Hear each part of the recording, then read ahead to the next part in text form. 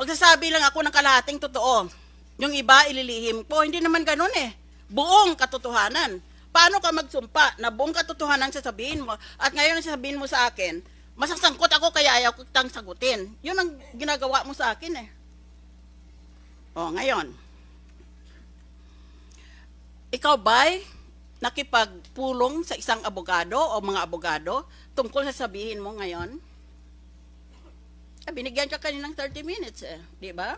Opo. O maliban dyan, yung dati mong abogado, si Attorney Lorna Kapunan, Opo. nag-usap din kayo. Opo. Sino pa? Maliban dito sa mga abogadong ito, o yung isang abogadong maring si Attorney Villa Senior.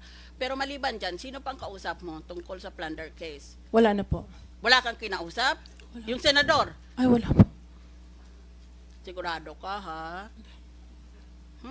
Wala po. Mamaya paliwanag ko nagkamali ka.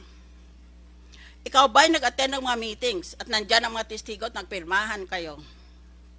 Kung anong sasabihin ninyo? I invoke my right po. Okay. Ikaw ba'y nagbasa ng iba pang mga mababasa mo para maghanda ng iyong sasabihin ngayon? Wala po.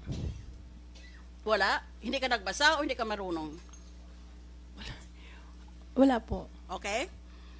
Ikaw ba'y gumawa ng mga nota sa isang notebook tungkol dito sa mga sinasabing pagbibintang sa iyo tungkol sa plunder? Wala kang notes ng ganon? Wala po.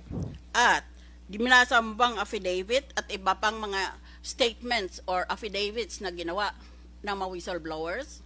Wala po. Wala po kaming kopya. Alright. O, nakita mo na. Sabi ko na eh. Sasagutin mo lang ako with a blank wall. Anong alam mo? Nakadedma ka sa akin. Paano tayo ngayon makaabot sa katotohanan? Hindi bale. Question. Next question. That's one set of questions. Pinagbadali-dali ko lang dahil alam ko ng sagot mo ay I invoke my right. Ngayon tingnan natin. Mrs. Napoles, napaliwanag na ito sa iyo ng abogado mo. Pero hayaan mo sana ako na magpaliwanag uli sa iyo. Anong ibig sabihin ng maging state witness?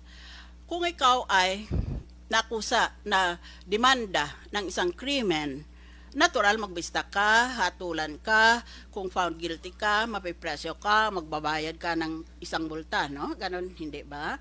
Ngayon, hindi ka makalusot pag may ginawa kang krimen, maliban lang kung ikaw ay tinatawag na state witness. Eh, biro mo, bigat ng demanda